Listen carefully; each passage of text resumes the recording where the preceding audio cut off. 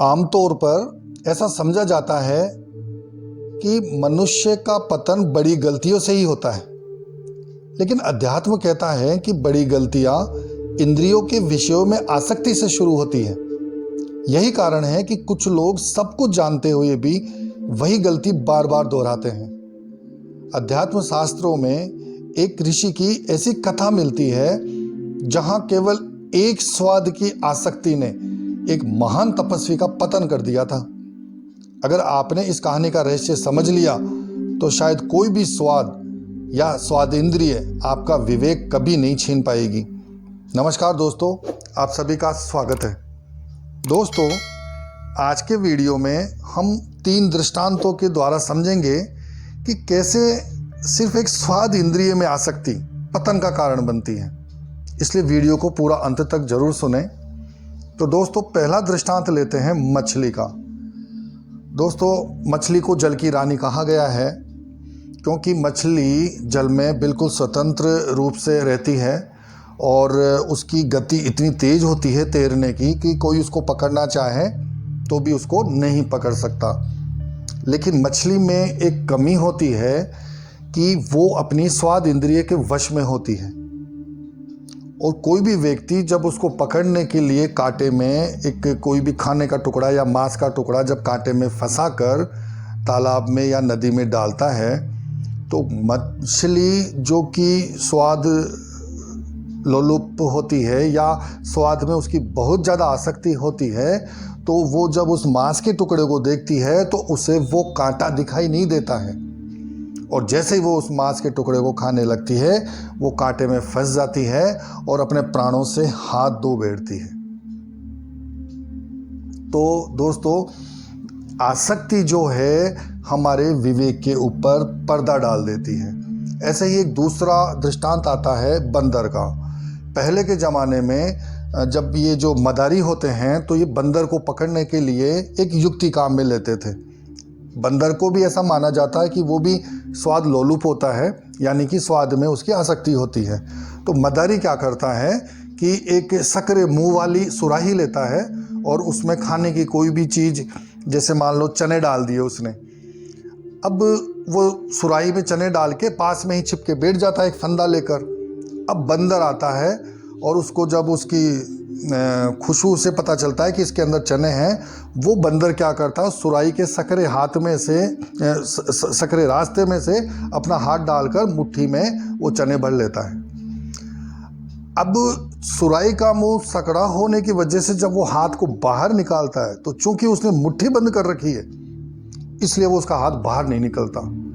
लेकिन यदि वो मुट्ठी को खोल देवे तो उसका हाथ बाहर आ सकता है। लेकिन उसकी आसक्ति उस भोजन में या उस स्वाद में इतनी ज़्यादा होती है कि वो मुट्ठी को नहीं खोलता है, वैसे ही हाथ को बाहर निकालने का प्रयास करता रहता है। अब दोस्तों, थोड़ी देर बाद उसे मदारी रस्सी का फंदा लिए अपनी ओर आता दिखाई भी देता है।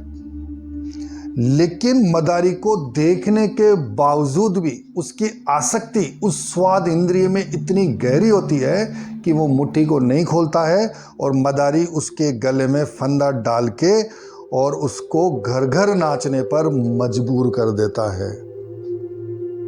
तो दोस्तों, एक स्वाद में आसक्ति से उस बंदर को न केवल अपनी स्वतंत्रता खोनी पड़ती है बल्कि घर घर जाकर उसको खेल तमाशे दिखाने पड़ते हैं, नाचना भी पड़ता है। दोस्तों, इंद्रिया दोषी नहीं है। इंद्रियों के विषयों में जो आसक्ति है वो खराब है, वो हमारे विवेक के ऊपर पर्दा डाल देती है, और वो विवेक के नहीं होने की वजह से हम उसके पीछे जो छिपा हुआ जाल है उसको देख ही नहीं पाते हैं। और दोस्तों, यहीं पर मैं एक बात और कहना चाहूँगा कि ज्ञान जो है वो अलग चीज़ है और विवेक जो है वो अलग चीज़ है। हालांकि विवेक ज्ञान से आता है, लेकिन फिर भी उसके लिए हमको प्रैक्टिस करनी होती है। उदाहरण के लिए, आप किसी व्यक्ति से जो नशा करता है, या उदाहरण के लिए मान लीजिए कोई व्यक्ति स्मोकिंग कर रहा है, तो दोस्तों आप सभी जानते हो कि उस व्यक्ति को, स्मोक करने वाले व्यक्ति को, जो सिगरेट पी रहा है, उसको अच्छे से पता होता है, अच्छे से इस बात का ज्ञान होता है कि this is injurious to health, ये मेरा स्वास्थ्य खराब करेगी। पैसा तो खराब हो रहा है, जो हो ही रहा है, लेकिन फिर भी क्या वजह है कि वो उसको छोड़ नहीं पाता है। या कोई भी जो नशे का जो आदी है, उसको पता होता है, इस बात का ज्ञान होता है कि ये नशा मुझे नुकसान करेगा, फिर भी वो उस नशे को क्यों नहीं छोड़ पाता है। तो दोस्तों, ये जो आसक्ति है ना, ये जो अटैचमेंट है, ये जो एक भ्रम है कि मुझे इसमें आनंद की प्राप्ति हो रही है, ये भ्रम जो है, ये जो आसक्ति है, यही पतन का कारण बनती है, यही विनाश का कारण बनती है। इसलिए विवेक का होना बहुत ज़रूरी है। और विवेक कैसे आता है, ये मैं आपको पहले के वीडियो में बता चुका हूँ। सत्संग करने से, सत्शास्त्रों को पढ़ने से, सत्शास्त्रों को सुनने से और वैसी कम्युनिटी में संगति करने से विवेक जागृत होता है, और फिर धीरे धीरे हम इन पर काबू पा सकते हैं। और दोस्तों, मन की सभी बात करते हैं कि मन वश में होना चाहिए, मन वश में होना चाहिए। देखिए, एक चीज़ होती है शम और एक होता है दम। जिस व्यक्ति का मन वश में है उसको हम शमवान बोलते हैं, और जिस व्यक्ति की इंद्रिया वश में है उसको हम दमवान बोलते हैं। आपने सुना होगा कि जब कोई किसी को चैलेंज करता है तो बोलता है दम है तो आजा। ये दम जो है शक्ति का प्रतीक। ये दम क्या है? ये दम शब्द जो है, ये उसी व्यक्ति के लिए इस्तेमाल किया जाता है जिसने अपनी इंद्रियों को वश में कर रखा है। और दोस्तों, यहीं पर एक चीज़ समझना और ज़रूरी हो जाती है कि इंद्रियों को वश में करने का अर्थ भी लोग गलत निकाल लेते हैं। इंद्रियों को वश में करने का मतलब ये नहीं है कि हमने बिल्कुल भोगों का त्याग ही कर दिया, लेकिन हमें इच्छा में और आवश्यकता में फ़र्क पता होना चाहिए। भोजन शरीर की आवश्यकता है, आप सात्विक भोजन करके भी शरीर को चलायमान रख सकते हो, लेकिन अभक्ष्य भोजन यदि कोई कर रहा है तो वो फिर स्वाद की लोलुपता की वजह से ही कर रहा है। वो एक उसमें आनंद का जो भ्रम है उसी की वजह से कर रहा है, और वो अपने शरीर का नाश कर लेता है। और आजकल तो ये चीज़ बहुत ज़्यादा देखने में मिल रही है। आप देख सकते हो कि जो नई जनरेशन है, फास्ट फूड, जंक फूड, इनके नाम पर क्या क्या खा रही है। तो इंद्रियों को वश में करने का मतलब यही है कि हमें किस विषय को यस करना है और किसको ना करना है, और विवेक पे पर्दा नहीं पड़ने देना है। और अब दोस्तों, एक यहीं पर आध्यात्मिक शास्त्रों में बहुत इंटरेस्टिंग स्टोरी आती है, कथा आती है। एक ऋषि हुए थे, श्रृंगी ऋषि उनका नाम था। और वो ऋषि वन में रहते थे और संसार से मतलब उनका नाता एक तरीके से कटा हुआ ही था। और नदी किनारे एक छोटी सी कुटिया बना के वो वहीं पर अपना नाम जप तपस्या वगैरह किया करते थे। और उनका जो अपनी स्वाद इंद्रिय पे जो कंट्रोल था, वो तीनों लोकों में प्रसिद्ध था। मतलब वो पत्ते खाकर या कोई फल मिल जाता टूट के अपने आप गिर जाता, उसी को खाकर वो अपना जीवन निर्वाह कर रहे थे, और अपनी भक्ति में जो जप तप है उसमें वो लगे रहते थे, और बहुत ही तपस्वी और सिद्ध वो ऋषि थे। अब एक बार क्या हुआ कि अंग देश का जो राजा था, अंग देश का एक राज्य था, उसमें बहुत ही भयंकर अकाल पड़ा। राजा को समझ नहीं आ रहा था कि इसका क्या समाधान किया जाए। तो राजा ने विद्वान लोगों की, ऋषि मुनियों की सभा बुलाई और उनसे उसका समाधान पूछा। तो उन ब्राह्मणों की सभा में या विद्वानों की सभा में सबने एक ही मत से ये कहा कि अगर हमारे राज्य में जो ऋषि श्रृंगी ऋषि जो हुए हैं, उनको अगर किसी तरह यहाँ लाया जा सके तो यह काल खत्म हो सकता है। क्योंकि वो बहुत सिद्ध थे, बहुत ही मतलब इनोसेंट थे। अपना उनका जो तप था वो काफ़ी तीक्ष्ण था, इकट्ठा किया हुआ था उन्होंने। अब सवाल ये उठता है कि उन जो श्रृंगी ऋषि थे उनके बारे में सभी जानते थे कि ये नगर से दूर रहते हैं, संसार में नहीं आ सकते हैं, इनको लाना बहुत बहुत मुश्किल है।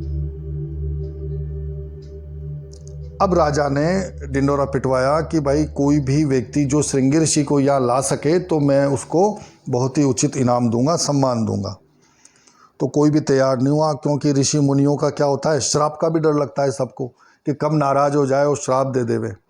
तो उस नगर में एक वेश्या रहती थी, और उस वेश्या ने जब ये सूचना सुनी कि ऋषि श्रृंगी को इस नगर में लाना है, उनके चरण यहाँ पधारने एक बार, तो वो उस चैलेंज को एक्सेप्ट कर लेती है। मतलब राजा की वो जो थी घोषणा, उसको स्वीकार कर लेती है और वो बोलती है कि मैं लेके आऊँगी उसको।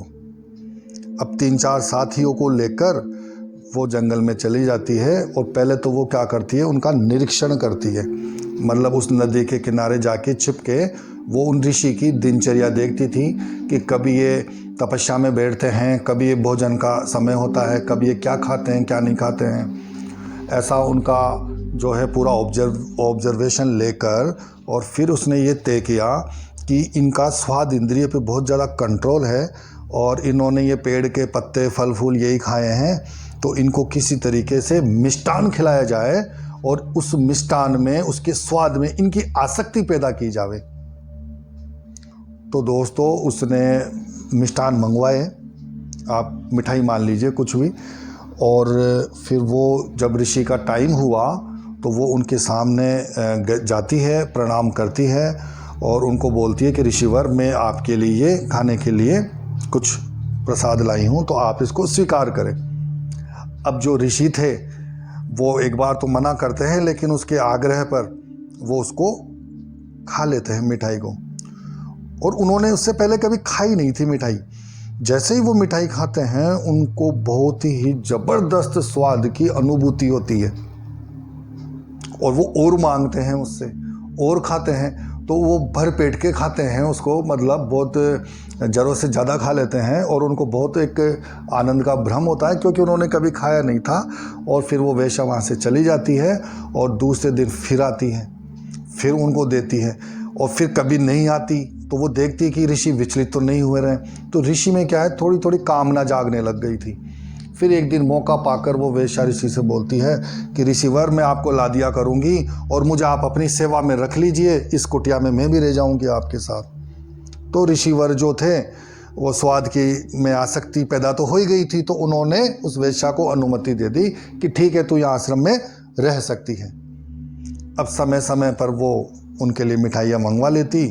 और दोस्तों यहाँ पर एक बहुत अजीब घटना घटती है कि ऋषिवर का जो श्रृंगी ऋषि थे, जैसे ही स्वाद इंद्रिय में या उनके विषयों में, मिठाई में उनकी जो आसक्ति होती है, तो उस आसक्ति की वजह से उन्होंने अपने आप में एक वो देखा कि उनकी जो और इंद्रियां थी, जो और प्रकार की जो स्पर्श इंद्रियां थी, वो भी धीरे धीरे अपने विषयों की कामना करने लग गई। और वेश्या तो चाहती भी यही थी। और फिर एक दिन मौका पाकर उस वेश्या ने उन ऋषिवर का सारा तप जो था भंग कर दिया, और फिर तप भंग करने के बाद में उनको मिठाई देना भी बंद कर दिया, मंगवाना बंद कर दिया। अब ऋषि ने कहा, श्रृंगी ऋषि ने, कि वो मिठाई कहाँ मिलेगी। तो उन्होंने कहा कि उसके लिए आपको मेरे नगर चलना पड़ेगा, वहाँ मिलेगी। तो ऋषिवर जो थे अपनी सुध बुध खोई बैठे थे, एक सिर्फ स्वाद इंद्रिय के कारण, और वो उसके साथ चल देते हैं।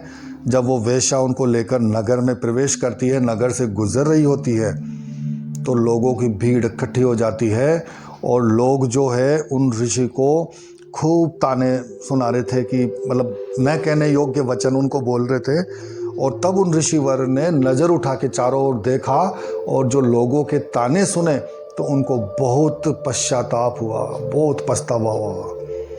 उन्होंने अपने आप को दोष देना शुरू किया कि धिक्कार है मुझे, इस एक स्वाद इंद्रिय के वश में आकर मैंने अपना पूरा तप भंग कर डाला, मैं पूरे गर्त में गिर चुका हूँ, मेरा पूरा पतन हो गया है। मतलब चूंकि उनकी पहले की प्रैक्टिस थी, तो उनको एहसास हो जाता है, और वो उस वेश्या का हाथ झटक कर वापस अपने वन की ओर प्रस्थान कर जाते हैं, और पश्चाताप की आग में जलते हैं, उसका प्रायश्चित करते हैं। तो पछताते हुए यही सोचने लगे कि मेरी जीभ एक स्वाद की ओर लपकी, तो बाकी की सारी इंद्रियां भी विषयों की ओर दौड़ने को लालायित हो उठी। यदि मैं इस जीभ के स्वाद के चक्कर में नहीं पड़ता तो दूसरी इंद्रियां थी वो भी विषयों के प्रति जागृत नहीं होती।